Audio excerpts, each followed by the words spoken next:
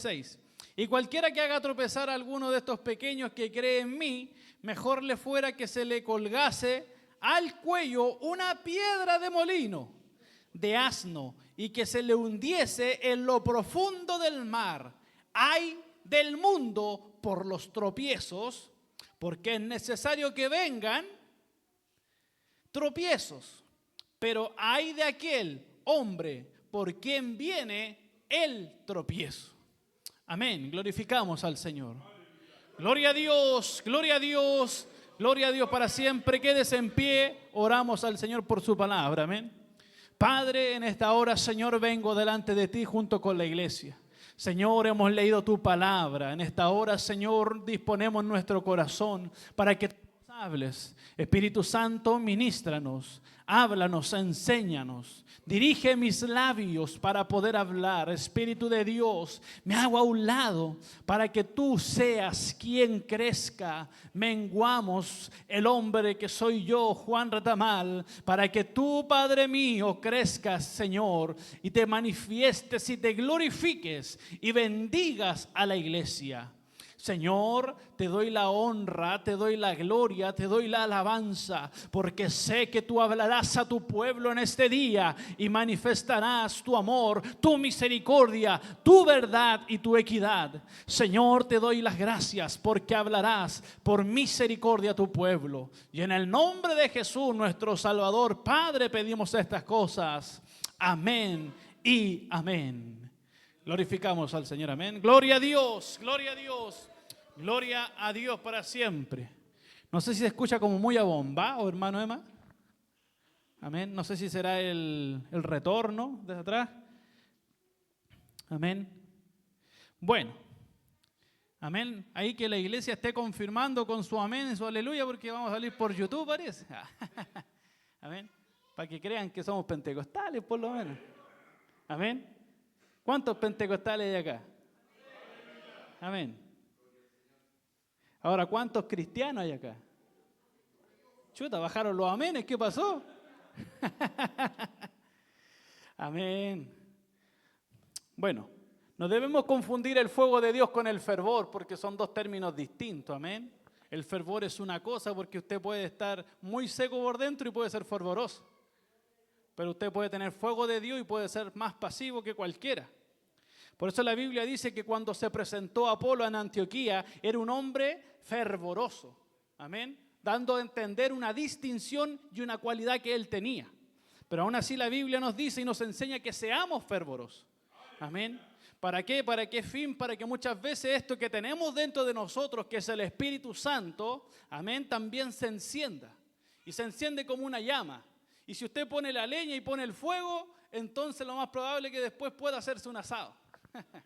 Amén. ¿Qué quiero llegar con esto? Si ponemos nosotros nuestro corazón, amén, y el Espíritu Santo es el que viene a aprender, es que va a haber un resultado, va a haber algo.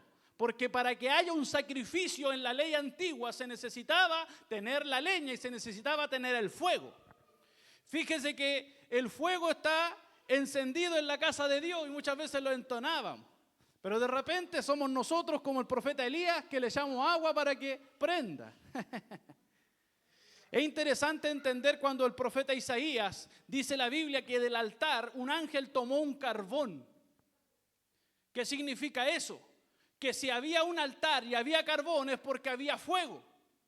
Y si había un altar y había carbón y había fuego es porque hubo un sacrificio. Y cuando el altar, ese fuego encendido se saca del altar y viene a los labios de Isaías y purifica los labios del profeta, significa que el sacrificio que hubo fue el que le dio la capacidad a ese fuego para purificar los labios de Isaías. Y si yo no prendo el fuego, no empiezo a hacer la llama para que el sacrificio de Cristo haga una obra en mí, el Espíritu Santo no puede actuar. No sé si me entendió. Por eso es necesario que mientras el pueblo alaba a Dios, el Espíritu Santo se va moviendo. Como decía nuestro hermano Rodrigo, amén, Dios es omnipresente, está en todo lugar. Pero fíjese que al ser omnipresente y al estar en todo lugar, si yo le pregunto a usted, ¿estará en el infierno? Sí, porque está en todo lugar. pero no en todo lugar se manifiesta. Esa es la diferencia. Pero aquí en la iglesia donde se ha santificado, donde cada silla se ha orado para que sea santa, donde los instrumentos se han orado para que sean santos, donde este lugar lo pisan los hombres santos, se manifiesta Dios. Amén. A diferencia de que si aún estando Dios en el infierno, pero no se ha de manifestar en ese lugar. Y esto es importante, porque tenemos el privilegio de que Dios se manifieste en nuestros cultos. No es que sea un invitado, como decía nuestro hermano, sino que Él siempre está. Pero ¿por qué no se manifiesta muchas veces? Es porque nosotros muchas veces somos los encargados de que Él se manifieste. O lo constreñimos, o Él se manifiesta con gozo en medio del pueblo. ¿Y cómo va a ser ese gozo en el Señor? Fíjese que el gozo del Señor es nuestra fortaleza, dice la Biblia. Pero para que ese gozo se vea cumplido, Dios tiene que ver la palabra cumplida en mí. Y entonces el gozo del Señor se manifiesta y empieza a bendecir a los hombres. Siempre he presentado y he entendido que cuando un hombre sale danzando es porque Dios comparte su gozo con aquel hombre. Y se manifiesta un baile, una danza, un movimiento corporal que es dirigido por el Espíritu Santo. No sé por qué me estoy yendo para este lugar. Pero ahí es donde Dios se mueve. Porque donde está la comunión de Dios es con sus santos. Amén. Por eso es que este lugar no es otra cosa que casa de Dios y puerta del cielo. Y yo y usted hacemos este culto. Amén, mi hermano. Entonces ahí empiece a alabar a Dios. Yo lo veo muy apagado a usted, muy distraído. Lo veo muy desconcentrado. No sé si será el diablo o el frío. Así que empiece ahí. Que no le robe el diablo la bendición. Amén. Porque el Señor nos tiene un tema hoy día que se titula la muerte espiritual. Más encima, dijo el hermano. La muerte espiritual. Comenzamos la predicación, mis hermanos.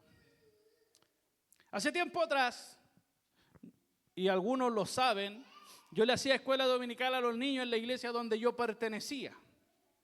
Sin duda nos metimos tan profundo en el tema de la escuela dominical que de repente los niños se portaban mal y me venían a acusar a mí, oye, se están portando mal los niños. Y decía, pero si no son mis hijos, decía yo. Así, imagínense la relación que había, dando a entender que prácticamente era casi el papá de algunos. Y fíjense que de repente se portaban mal y me echaban la culpa a mí. Pero sin duda, si algo pudimos influir en los niños, fue que ellos amaban la venida del Señor, amaban la palabra. En los cultos no estaban jugando con el celular, sino que estaban leyendo y buscando textos bíblicos para predicarlo en la calle. Amaban la predicación. Fíjense que cuando salíamos a predicar se hacían largas filas de 5, 6, 7 niños queriendo predicar antes que los adultos. Ahí hay un testigo. Y antes que comenzara el culto, nos encerramos en una habitación y nos poníamos a orar con todos los niños. Se manifestaba el Señor en ese lugar. Imagínense los niños chicos, los mocosos de 7 años llorando ahí. Señor, manifiéstate en este culto. Queremos ver tu gloria. Aleluya. Niños de 7, de 10, de 12 años pidiéndole al Señor. De repente una me decía, hermano, me decía Jota, porque me decían así con confianza. Me gustaría danzar, me gustaría hablar en lengua. Tenían una visión espiritual. Hoy día de repente veo a los jóvenes, a los niños, no, es que me gustaría ser un cantante famoso, un futbolista. Y no hay ninguno diciendo quiero ser un pastor, quiero ser un evangelista, quiero ser un misionero, quiero que el Señor me llene con su Espíritu Santo. No está ese deseo en el corazón. Y fíjese que cuando orábamos con los niños, a uno de los mayores que teníamos, un día estábamos orando, con mi hermano Daniel también me acompañaba, y orábamos con los niños antes que empezaba el culto, y de repente mi hermano, ustedes, y los que han estado en esta me van a entender, cuando la oración está muy buena, no se puede parar. ¿Cuántos dicen amén? Cuando la oración está tan buena, no nos podemos parar. Y de repente nos pasábamos 5 minutos cuando empezaba el culto, y más encima éramos todos coristas, así que nos necesitaban. Y un día a uno de los tantos lo retaron, a uno de los niños, que era el más adulto de todo el lote. Lo retaron y le dijeron, no hallarán nunca más con los hermanos. Nunca más. Amén, gloria a Dios. Y después de un tiempo mi hermano Daniel tiene un sueño donde ve a ese joven en un ataúd, muerto. Los padres lo habían matado, negándole que orara junto con los hermanos en la comunión de los santos. Los padres lo habían matado. Fíjese que la Biblia, y acabamos de leer este texto, dice que cualquiera que haga tropezar a alguno de estos pequeños que creen en mí, mejor le fuera que se colgase al cuello una piedra de molino. Amén. ¿Con qué fin? Para que se le hundiese en lo profundo del mar y no salga más. Se da a entender el concepto de que cuando usted tiene un molino, el cual es el que muele los granos, amén, para dejarlo como polvo, es una piedra grande y el asno es el que va girando y haciendo que ejerza un movimiento de fricción para que el grano quede molido. Amén. O sea, la piedra era bien grande. ¿Y qué es lo que dice el Señor? Pongámosle esta gran ancla en el cuello a este que hizo tropezar a un pequeño y hundámoslo lo más profundo del mar.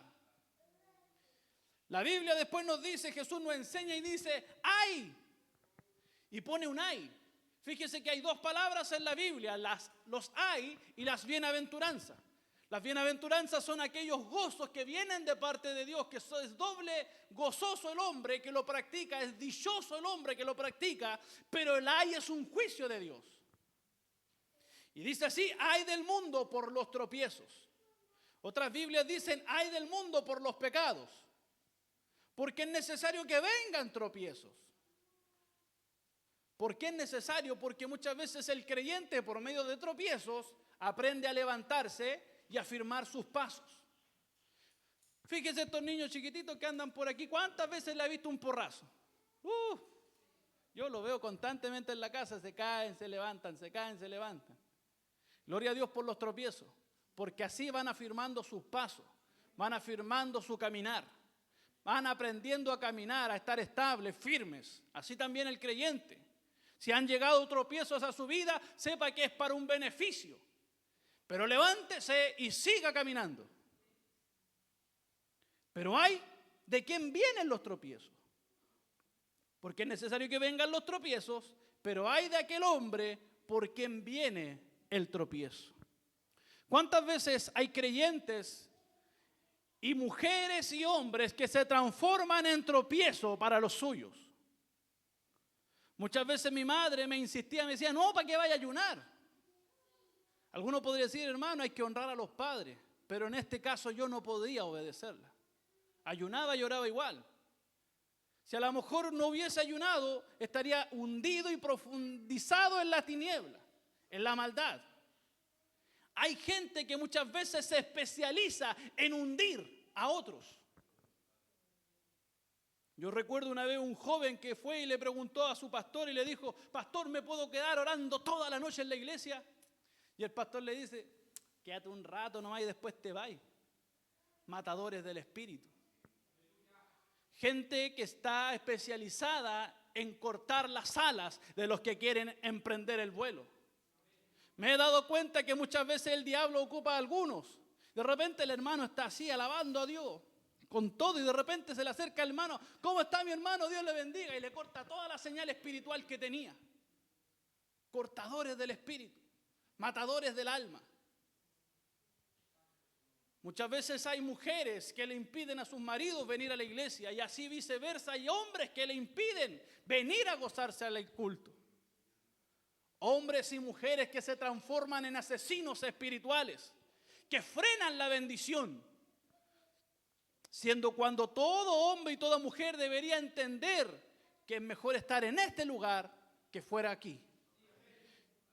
Y el salmista lo dijo, es mejor un día en la casa del Señor que 1000 fuera de ellos. Y yo me alegré con los que me decían, a la casa de Jehová iremos. Sin duda, todo aquel que quiera venir a gozarse, todo aquel que quiera meterse en ayuno, en oración, todo aquel que quiera buscar de Dios, usted tiene que ser un apoyo, un ancla, alguien que esté firme al lado de ese hombre, de esa mujer, para que ese hombre prospere en grande manera. Pero así nos encontramos con muchos mutiladores del cuerpo, mucha gente asesina de lo espiritual. Hermano, hace mal ayunar. Mire, el estudio científico dice que y le empiezan a sacarle la ciencia a algunos. Cuando Jesús estuvo 40 días y 40 noches ayunando. Y ahí estaba Jesús en pie. Sepa que cuando usted ayuna, cuando usted ora, no es su fuerza, es Dios fortaleciéndole a usted. Él es el que lo capacita.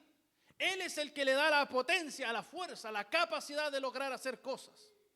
Y si Dios le da la capacidad de repente de ayunar un día, en el día de mañana dígale al Señor, dame 2 o 3 días más. Porque Dios es quien capacita. Pero tenga cuidado con aquellos que son los mutiladores, los asesinos de lo espiritual. Porque se van a levantar. Se van a levantar esos que son ocupados por el mismo diablo que cuando usted está ayunando, hermano, quiere comerse un completo. Se levantan.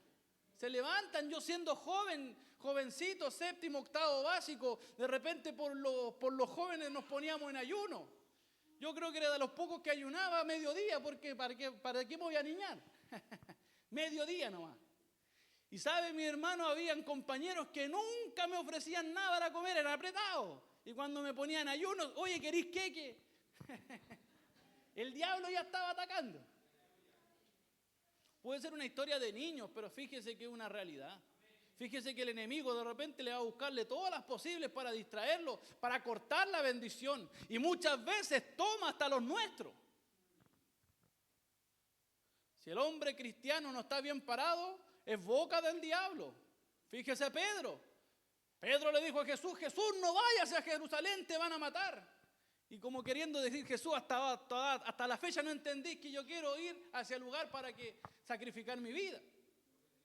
Se transformó en un verdadero homicida. Pero como Cristo estaba atento en lo espiritual, amén, entendió que era el diablo ocupando los labios de Pedro y le dijo, apártate de mí, Satanás. Tú tienes puesto tus ojos en las cosas de este mundo. Ahora, mis hermanos, hemos visto que hay personas que han provocado muerte espiritual para otros. Espero yo en el Señor y usted que no seamos aquellos que le corten las alas a otros. Y muchas veces en el cristianismo y especialmente en Chile tenemos ese mal del cangrejo. ¿Cuál es el mal del cangrejo? El mal del cangrejo. Una vez un hombre estaba sacando cangrejo y tenía su balde. Y echaba y sacaba y echaba varios cangrejos. Y alguien que lo estaba observando le dijo, oiga, ¿y por qué no le pone la tapa si se le van a arrancar los cangrejos? No, amigo, lo que pasa es que cuando uno va llegando arriba, de abajo viene otro y lo pesca de la pata y lo tira para abajo. El mal del cangrejo, así hay muchos cristianos hoy en día. Cuando alguien está siendo subido, cuando alguien está siendo bendecido, de repente viene el hermano y lo aplasta. De repente ungieron a un hermano de evangelista, si el hombre todavía le falta. A la hermana todavía le falta. Y al de maestro no tiene idea ese gallo no sabe dónde está parado. Y ahí vienen los mutiladores, los asesinos del cuerpo. Fíjese que usted vea a un hombre interesado en las cosas de Dios, apóyelo, instelo a buscar más de Dios, apóyelo en la oración, en el clamor. ¿Para qué? ¿Para qué objetivo? Para que ese hombre se llene. Ahora, ¿por qué causa, por qué motivo, por qué razón viene la muerte espiritual? Fíjese, mi hermano, y si pusiéramos así, podríamos decirlo así, un volumen o un marcador de nivel, la vida espiritual no se mide aquí en la iglesia. La vida espiritual se va a medir en lo que usted es en la casa, lo que usted es en el trabajo, lo que usted es con sus parientes, fuera de este lugar, porque aquí todos somos cristianos, todos nos movemos lindos, aquí todos usamos corbatas, falda, etcétera. Aquí todos parecemos ser muy espirituales. Y que le toquen el himno que le encanta al hermano, sale danzando. Yo conocí hermanas que imponían mano, danzaban, pero le eran infiel al esposo. ¿qué me dice usted? ¿Habrá estado viva o habrá estado muerta? Alguno podría decir, bueno, Dios juzga. Pero los hechos, la Biblia dice que el árbol se conoce por sus frutos. En el libro de Apocalipsis, si quiere me ayuda en la lectura ahí, lo busca junto conmigo. Apocalipsis capítulo 3, verso 1 al 3, dice así su palabra. Le habla a la iglesia de Sardis. Escribe el ángel de la iglesia en Sardis, el que tiene los 7 espíritus de Dios y las 7 estrellas, dice esto: yo conozco tus obras, que tienes nombre de que vives y estás muerto. Sé vigilante y afirma las otras cosas que están para morir, porque no he hallado tus obras perfectas delante de Dios. Acuérdate pues de lo que has recibido y oído, y guárdalo y arrepiéntete, pues si no velas, vendré sobre ti como ladrón, y no sabrás a qué hora venga sobre ti. Fuerte. Fuerte lo que hemos leído. Sin duda Dios no quiere la muerte de nadie. El libro de Ezequiel capítulo 18 verso 32 dice así: porque no quiero la muerte del que muere, dice Jehová, convertíos pues y viviréis. Uno de los síntomas de que está el alma del ser humano muriendo en lo espiritual es que sus obras ya no son las de antes. Tienes nombre de que vives, pero estás muerto. Tome su propio termómetro y mida su temperatura en lo espiritual. ¿Son mis obras las de antes? ¿He crecido en lo espiritual? ¿O solamente sigo manteniendo una línea recta, pareja en el Evangelio? Y como decía un pastor por allí, ni muy adentro que me caliente, ni muy afuera que me enfríe. Seguimos siendo los mismos durante 50 años y no hay un cambio positivo o mejor. Fíjese que aquí en el Apocalipsis nos cita estas palabras y dice: sé vigilante y afirma las otras cosas que están por morir, porque sin duda ya muchas cosas habían muerto en los hermanos de Sardis. Lo más probable es que ya no oraban, lo más probable es que ya no leían la Biblia, lo más probable es que no ayunaban, asistían a los cultos porque estaban en la iglesia. Pero el asistir al culto no me garantiza que mi vida espiritual esté viva. Y fíjese estas palabras de Dios: porque no he hallado tus obras perfectas delante de mí. No he hallado tus obras perfectas. Entonces, ¿qué es lo que nos enseña el Señor bajo la palabra? Es que las obras ya no son las de antes, sino todo lo contrario, han retrocedido. ¿Cuántas personas que tenían paciencia ahora explotan por todo? ¿Cuántas personas cuando hablaban la palabra ahora hasta garabatos se les salen? Y de repente tienen un problema en el matrimonio y vuelan los platos y vuelan los garabatos también. ¿Qué ocurre? ¿Acaso tu alma está viva o está muerta? La sintonía para entender la vida espiritual serán tus obras. ¿Miras con codicia a una mujer? ¿Ocupas todo tu día en la televisión o el celular? Ya no te compadeces de los que se han perdido y solamente te has acostumbrado a predicar. ¿Qué es lo que hay en ti? ¿Son tus obras perfectas delante de Dios o hay mucho que desear? ¿Qué es lo que Dios dirá de nosotros? ¿Son nuestras obras las mismas de antes? ¿Han empeorado? ¿O hemos avanzado y estamos esperando la gloria? Sin duda, si mi vida está en este estado, hay una fórmula. Y es la fórmula que siempre se ha predicado y a lo mejor usted mismo lo ha dicho y lo ha predicado en la calle. Y la palabra es arrepéntete, arrepiéntete. Si no, vendré como ladrón y no te darás cuenta cuando venga por tu vida. Muchas veces Dios me ha ocupado para enjuiciar personas y me he visto en situaciones que yo no lo deseo, pero Dios enjuicia muchas veces a hombres que han sido reprobados por Dios. Así como Dios le dijo a Samuel: no llores más por la vida de Saúl, porque yo ya lo deseché. No sea que venga Dios y nos deseche por tener obras malas delante de Él. En cierta ocasión vi en un sueño a una hermana que yo quería mucho. Pero hay veces que cuando te vas en contra de los hombres y de las mujeres de Dios, estás tocando a la niña del Señor, a la niña de sus ojos. Dios pone a Israel como la niña de sus ojos. Fíjese qué significa esto. La niña de los ojos es el iris del ojo. Y cuando los hombres en el desierto caminaban, tenían que cubrir su vista porque les podría entrar la arena en sus ojos y dejarlos ciegos. Así también es Dios con su pueblo, tiene su mano frente para que nada malo le pase.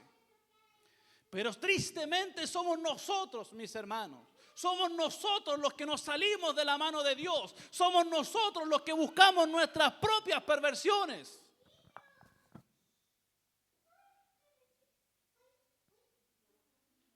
Guarda las obras que aún te quedan.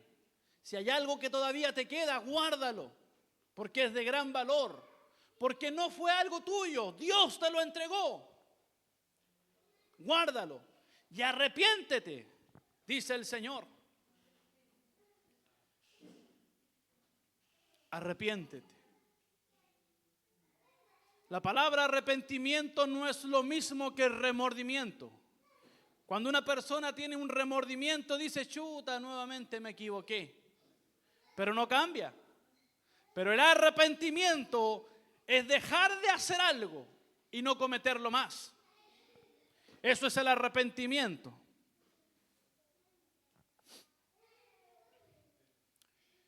Sin duda, cuando nuestras obras empiezan a verse malas, es porque ya no vivimos en el Espíritu, sino que vivimos en la carne.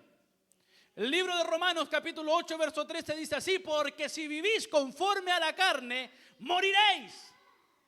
Mas si por el Espíritu hacéis morir las obras de la carne, viviréis. ¿Quién nos puede ayudar? El Espíritu Santo. Fíjese que muchas veces necesitamos el empujón de parte de Dios y solamente el Espíritu de Dios nos podrá ayudar para vencer esta carne que constantemente quiere revivir. Desde el día que nos bautizamos y nos sepultamos en la cruz y en la muerte del Señor y nos fuimos sepultados. Pero esta carne nuevamente quiere resucitar, quiere moverse, quiere empezar a actuar, quiere patalear.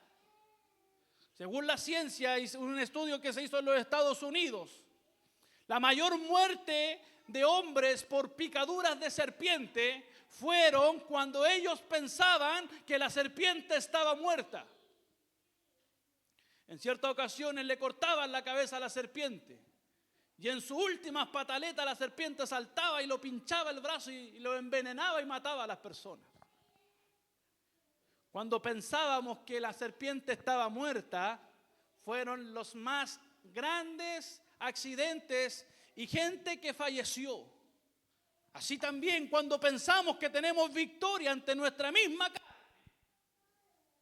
y siendo que la carne nos está engañando, porque engañoso es el corazón más que todas las cosas, ¿quién lo conocerá?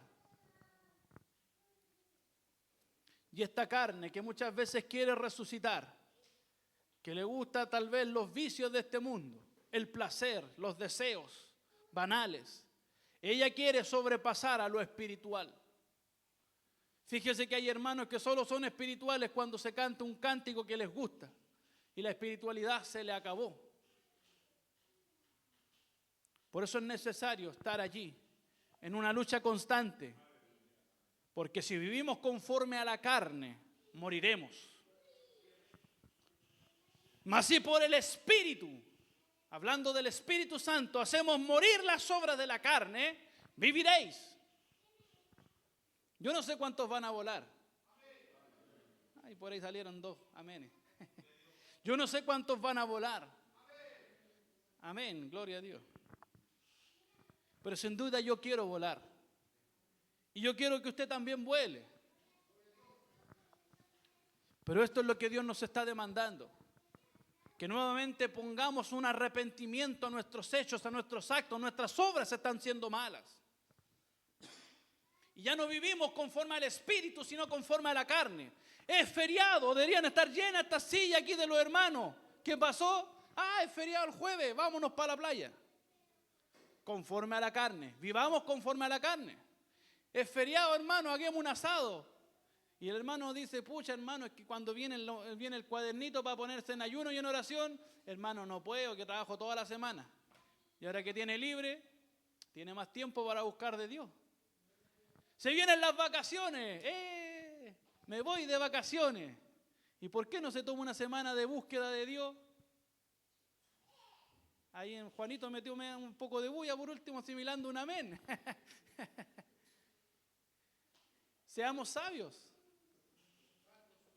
Si la excusa es el trabajo y que estamos muy ocupados, cuando no tengamos trabajo, busquemos a Dios. Sepa que el enemigo es lo único que quiere que usted no ore. El diablo es el que viene y cierra los cultos de oración. El diablo es el que viene y le pone sueño cuando estamos orando.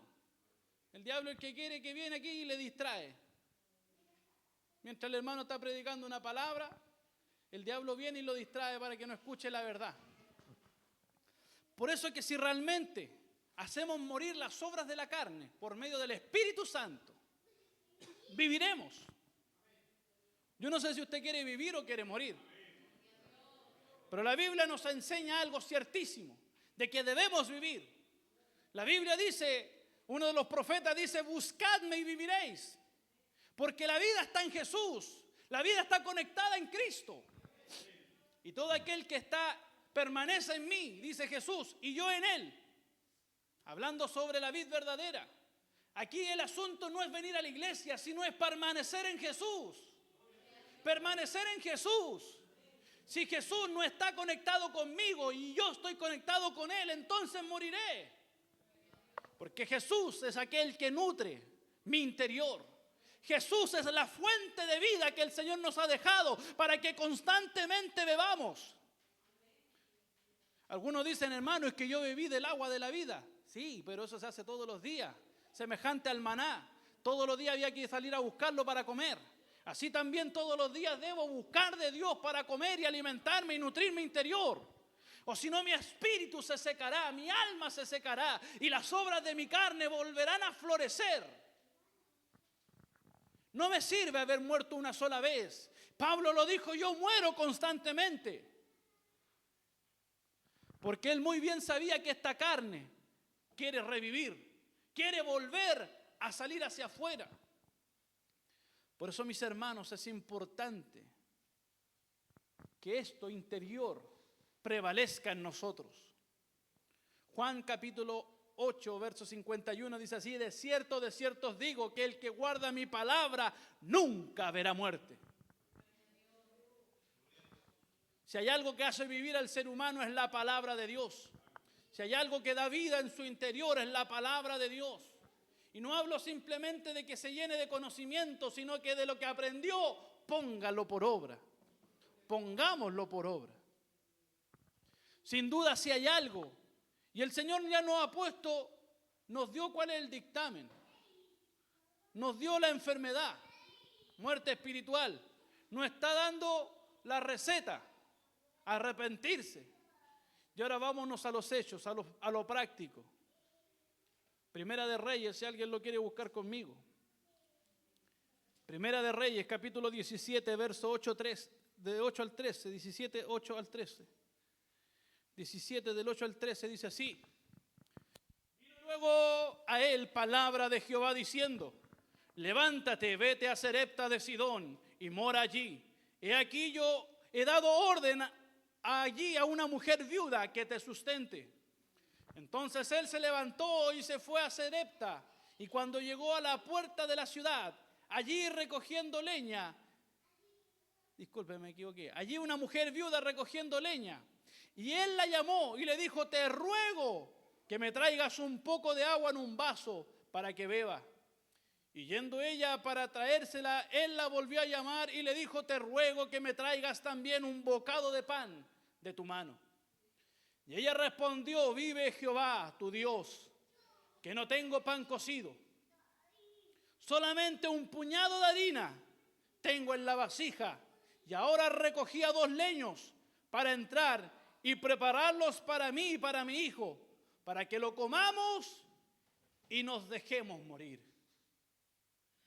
Elías le dijo, no tengas temor, ve, haz como has dicho, pero hazme a mí primero. De ellos una pequeña torta cocida bajo las cenizas y tráemela. Después harás para ti y para tu hijo. Esta es la historia del profeta Elías. La Biblia cuenta que por palabra del profeta Elías, 3 años y medio se cerró el cielo y no llovió. Usted sabe que la lluvia es bendición. Y es importante que como hombre, como mujer, oremos por nuestra nación para que Dios mande lluvia. Amén.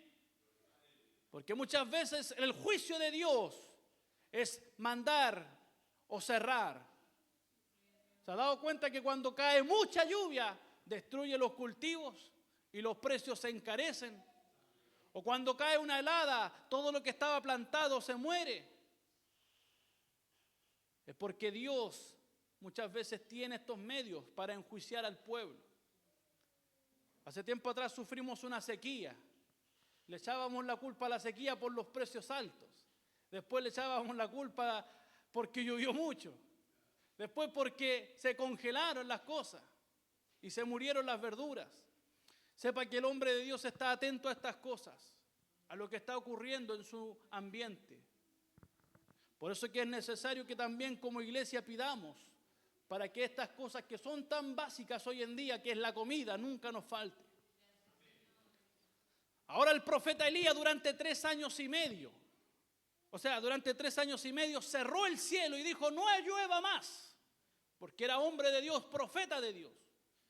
Y cuando ya la escasez estaba llegando por todas partes, había una viuda en Sarepta de Sidón, una mujer que no era del pueblo, mas Dios le dio la orden a la mujer para que atendiese al profeta. En este texto que hemos leído, el profeta representa a Dios mismo, quién es el que prevalece y quién es el que bendice. Fíjese que la condición de esta mujer era viuda, o sea, no tenía muchas provisiones porque no tenía a su esposo. Era viuda. Lo único que tenía en su interior era un puñado de harina con un poco de aceite para hacer un pan y morir. Esa era la realidad de esta mujer.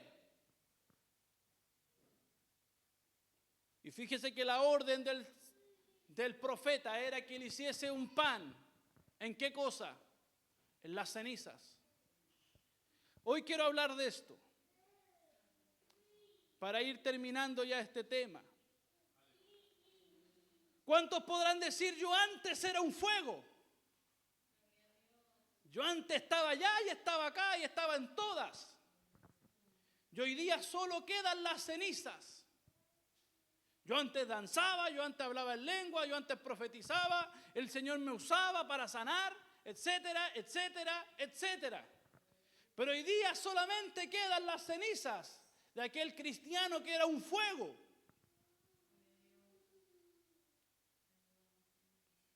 Pero fíjese, mi hermano, que aún en medio de las cenizas hay algo que se puede hacer, y es cocer un pan. Tal vez su vida espiritual está en esta condición. Su vida espiritual está en este mismo fragmento de la Biblia. Solamente cenizas es lo que está quedando. Era un fuego, oraba en lengua, danzaba, profetizaba, estaba en todos los lugares, pero hoy día sus obras están en las cenizas. Pero hubo un hombre de Dios que representa a Dios mismo en esta historia y le da una orden. Y ese pan que se puede todavía hacer, ese pan que todavía se puede hacer en las cenizas, ¿sabe cuál es? Es la frase del profeta diciéndole: hazme a mí primero. Hazme a mí primero. El profeta representa a Dios. Dios mismo diciéndole a los hombres, a las mujeres: háganme a mí primero, pónganme a mí primero. Yo primero en el día, yo primero en la casa, yo primero antes que el trabajo, yo primero antes que la iglesia, yo primero antes que tu finanza, yo primero antes que todo. Háceme a mí primero. Procúrate de tenerme en el primer lugar. Procura de buscar nuevamente lo primero, lo importante que soy yo. Que el Señor tenga la primacía en toda nuestra vida. Porque cuando lo dejamos de lado, el fuego se apagó y las cenizas se hicieron una realidad. Pero el Señor nos dice: hazme a mí primero. Fíjese que si aunque le hubiese dado del pan que hizo, pero si no le da a él, esa mujer muere. Si quieres volver a revivir en tu interior, tendrás que dejar de lado todo y poner a Dios en primer lugar. Si Dios no está en primer lugar de nuestra vida, entonces moriremos. Si yo no pongo a Dios en la mañana al despertar en mi primer lugar, antes de mirar y contestar los WhatsApp, antes de mirar el video o la información que me mandaron, si yo no pongo a Dios en primer lugar, entonces moriré. Hazme a mí primero. Hazme a mí primero. Pon a mí en primer lugar. Viene un problema financiero, soy yo el primero. Acude a mí antes que un banco. Viene un problema de enfermedad, antes que acuda a un médico, acude a mí, yo primero. Estoy pasando tristeza, antes de ir al psicólogo y al psiquiatra, acude a mí primero. Si yo no pongo a Dios en primer lugar, entonces moriré. Fíjese que Jesús fue el primogénito de los muertos. Y Jesús fue el primero de la creación. Jesús fue el primero en ser resucitado. Jesús es el primero en todo lugar. Y si yo no pongo a ese que fue primero en todo lugar, y lo pongo primero en mi corazón, entonces yo moriré. Debemos llegar a un punto donde mi pensamiento en la mañana, al despertar, diga: gloria a Dios. Porque entonces mi mente y mi corazón estarán dispuestos para alabar a Dios. Si mi corazón solamente desea las cosas terrenales y carnales, yo voy a morir. Y el Apocalipsis le dice así: si no velas, velar significa estar atento. Alguien que hizo el servicio militar y cuando lo pusieron de guardia despierto durante la noche sabe lo que es velar.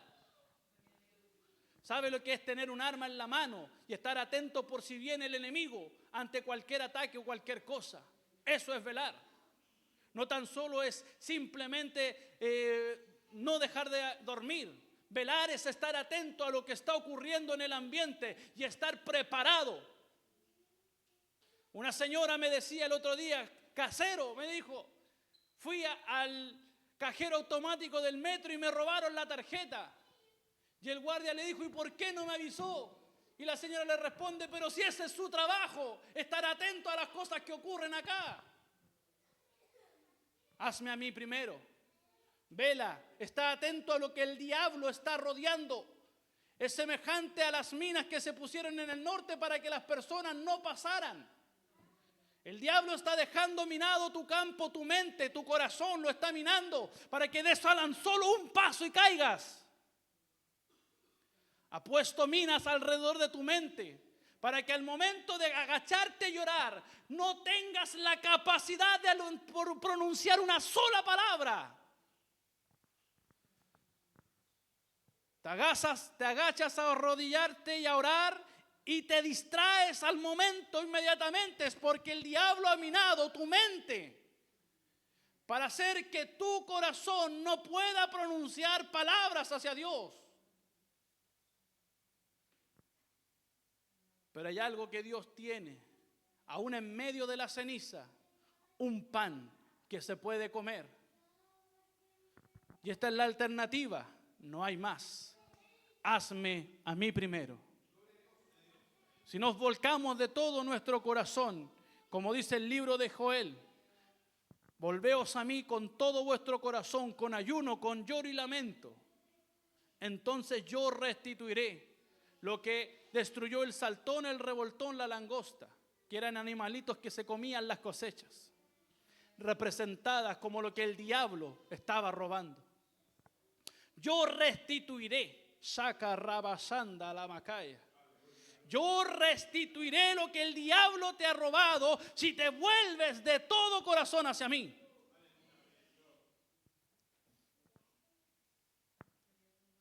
Hay algo que Dios puede hacer. Y Dios es experto en restituir. Porque cuando Dios le permitió al diablo matar a la familia de Job, Dios le devolvió multiplicado todo lo que el diablo le había destruido. Sepa que Dios es experto en transformar los errores nuestros en bendición.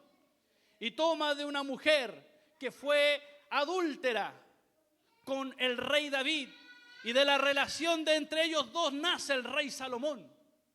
Fíjese que de ese pecado y de esa relación y de ese matrimonio, Dios restituye al rey David después de su arrepentimiento y le otorga un hijo, el cual reinó sobre Israel, trayendo paz en el gobierno. Dios puede restituir. Dios puede restituir. Dios puede volver las cenizas en fuego nuevamente. Pero basta que un corazón se entregue y disponga su vida primeramente a Dios. Así que, mis hermanos, esta es la palabra del día de hoy. La paz de Dios sea con ustedes. Vamos a orar. Yo no sé si usted quiere prender la antorcha nuevamente. Este lugar está abierto. No se va a poner tal vez nadie detrás suyo. Será el Espíritu Santo mismo quien lo ministre. Si usted quiere nuevamente que su llama se encienda y su corazón se prenda, hoy día es un día de decisión. Es un día donde Dios nos ha dejado para que nuestra vida espiritual no perezca. Vamos a orar. Padre, ante ti estamos, Señor.